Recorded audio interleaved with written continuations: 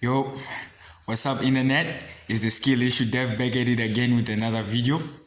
And this time we've decided to do what? To switch it up a bit, right? From all the other like videos that I've been doing.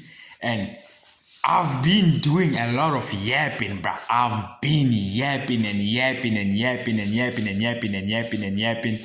All this yapping about startups and all that shit. So it's like, yo, you know what? Today I've decided to be like, you know what? Let's just switch up the content and be like, yo, how does the startup actually work, right? So I'm going to explain this while I figure out how to actually like record myself while I like code and all that. That way I can like share the content and switch it up a bit. But like for now, this is what we got for today. So today I'm going to be talking about how the startup works on like a technical level, like where I'll be explaining and exposing the technical details of the startup.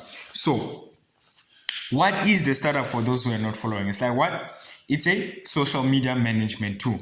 So what pretty much this does is that you are able to connect your social media accounts, whether it be your Facebook, your Instagram, your TikTok. Well, TikTok not anymore because TikTok has been banned and unless like they've changed it or something like that. But as of the current recording of this video, TikTok was banned. So it's just like Facebook, Instagram, YouTube, LinkedIn, like X or Twitter, whatever you want to call it, and Pinterest, or if anyone uses that, I don't know, right? So on to the technical details, right? So of course we have our initial setup, which is what? The tech stack, right? We have our tech stack. So in terms of our tech stack, for the front end, we're using now Remix. It was initially SvelteKit, but then SvelteKit started bugging with like the environment variables. So like I just decided like, you know what, screw this.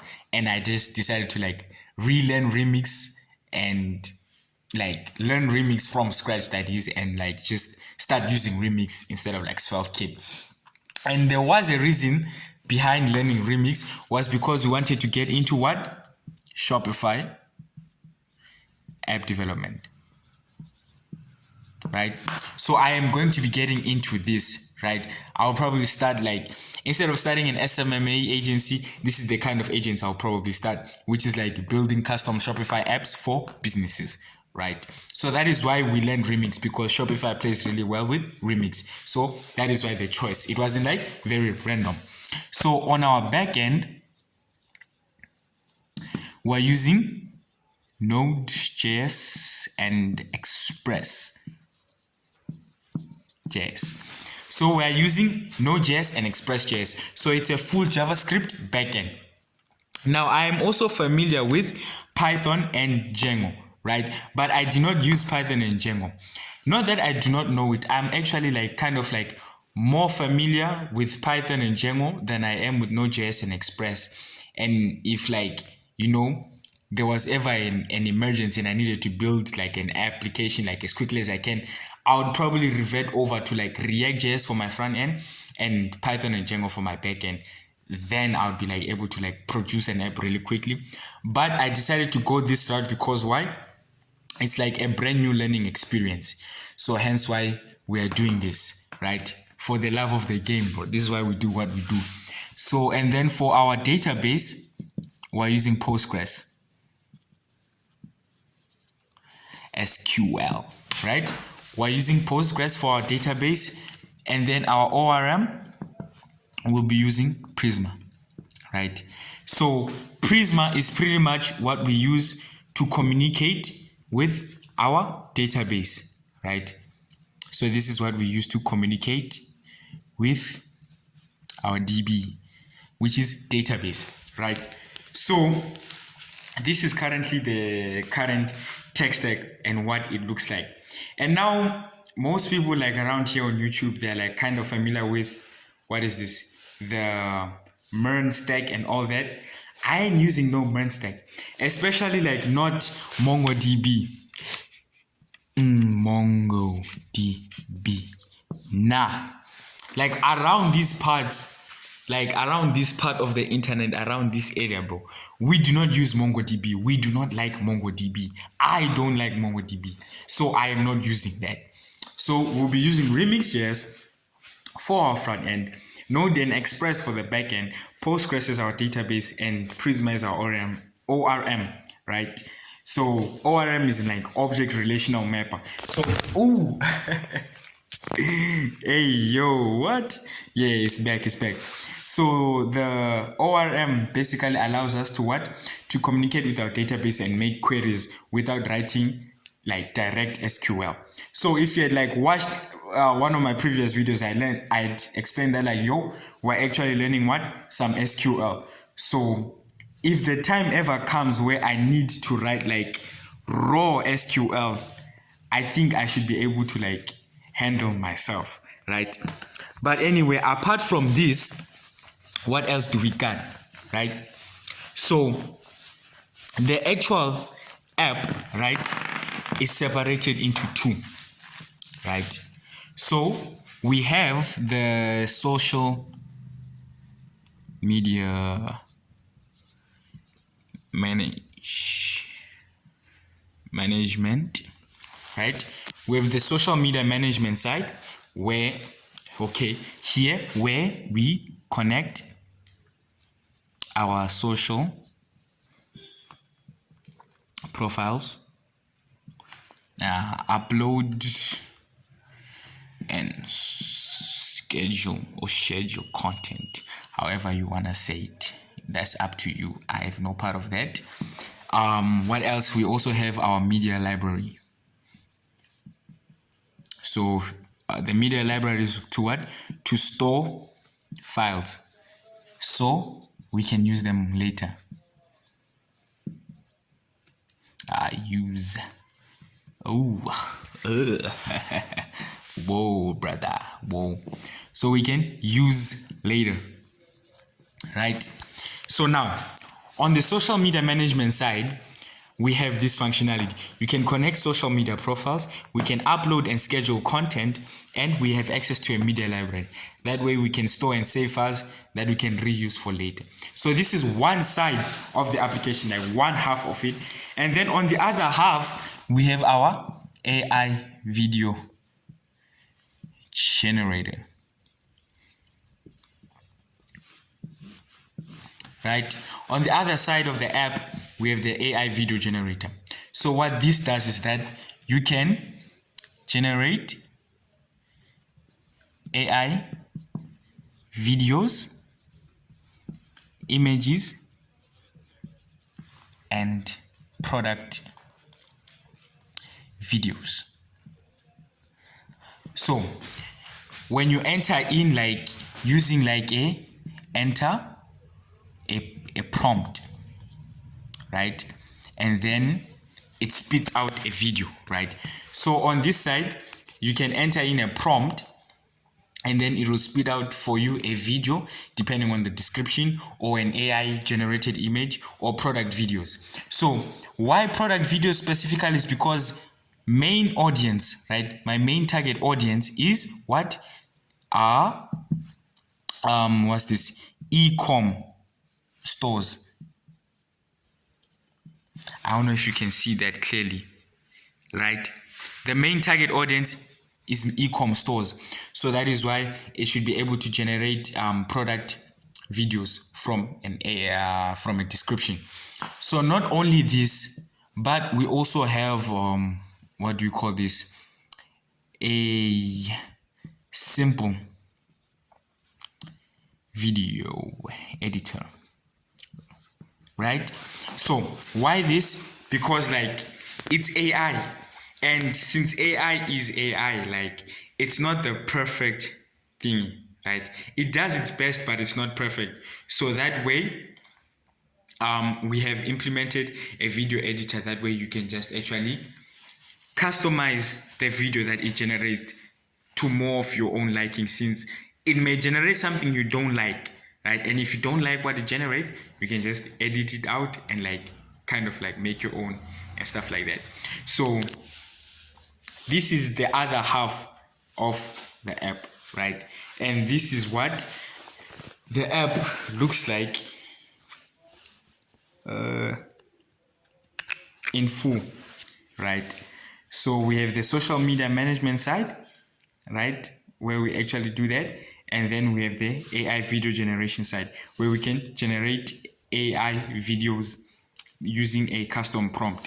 And to generate all this, we'll be using the Google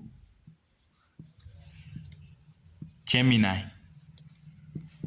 API, right? We'll be using that.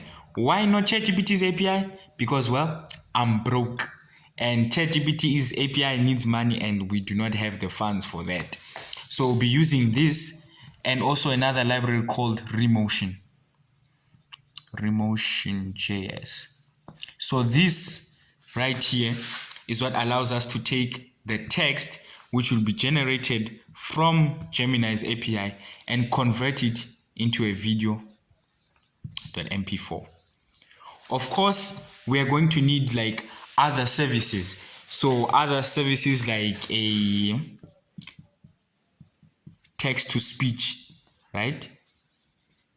This is for MP3 audio, right? We'll need audio and Gemini again for the AI images, right? Because we need those AI images, because if any of you have ever you have seen those AI generated videos, you have seen how they are. It's just like a bunch of pictures, right, that are kind of looping through, right? They are looping through. So how do I put this into a drawing or something like that? So we have sorry about this, it's cooked, right? So it's pretty much like this, right?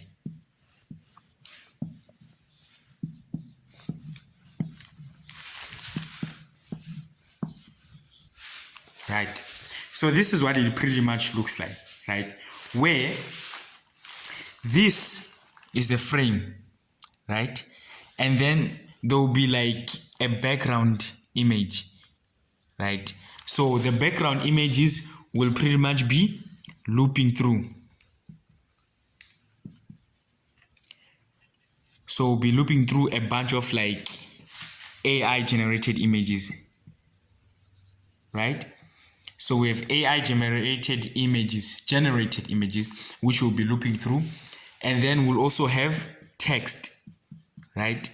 Like a text thingy, like subtitles and all that.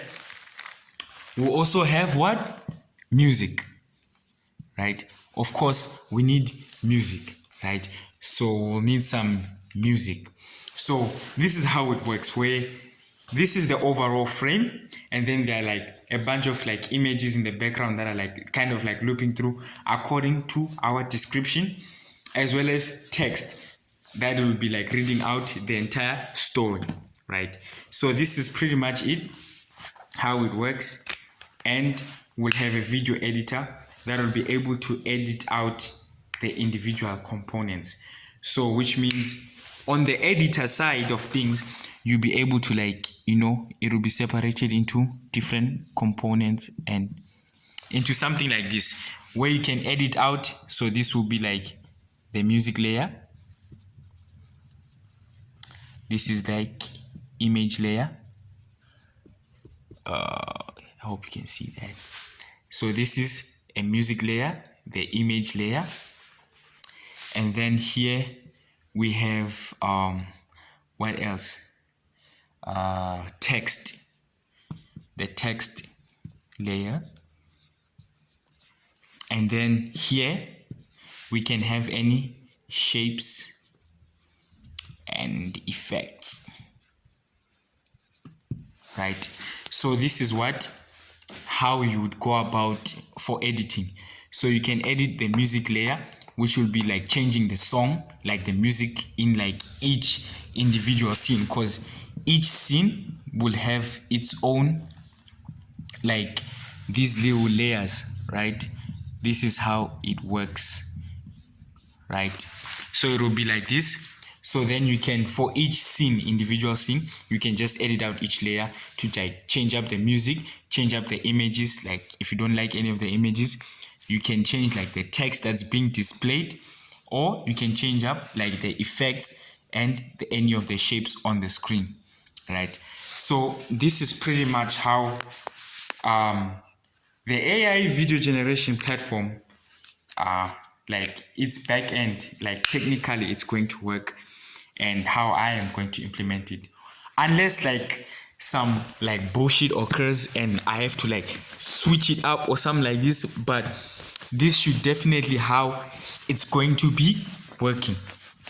And then for like the social media part, that one is like pretty self-explanatory because okay, let's just go through it like real quickly. So with this one, pretty much is that I will have my app, right? Say this is my app, and then we'll have this. So this is Facebook, this is IG, and then LinkedIn, YouTube, Pinterest. So these are the platforms, right? So when you have these platforms and you click on like this button, right, it will send a request to Facebook, right? And then this prompts you as the currently user to log in to your account, right? So you as the user log in to your own Facebook account. Upon logging in, Facebook is going to return a what? Token, right? And then this token is the one that my app now then uses. So now I have access to your account right here, right? So now I can perform actions on your account on your behalf, right? Because why? You logged into Facebook through my app. We went to the Facebook server, you logged in, I got the token, and now I can use that token to perform actions. And now using that token, I can now post, schedule content, right? From my platform, this being my platform, to your FB page or IG or whatever it is. So this is how it pretty much works. You press any of these buttons to log into your like social media account. I go over to their servers, and then from their servers they prompt you to log in with your details to be like, yo, verify that this is you who is logging in, right? So once you log in, like this is the same for all the platforms, I get access to a token, right?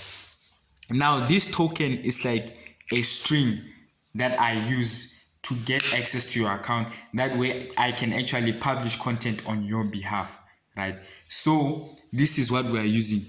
So notice how when we are using this token, I do not store any of your account's details on my servers or anything like that. No, your account is like on the token that Facebook has generated, and all I do is just do what?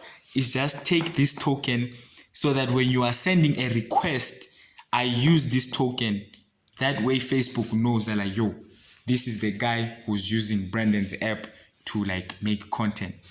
So I can perform those actions. Now I can post, can schedule all your content from my platform to your account. And that is pretty much how 47 Social is going to work on like a technical side, from a technical standpoint. Hopefully this video was like kind of clear and you hopefully understood what's up. And I'll see you guys on the next one. The Skill Issue Dev is out.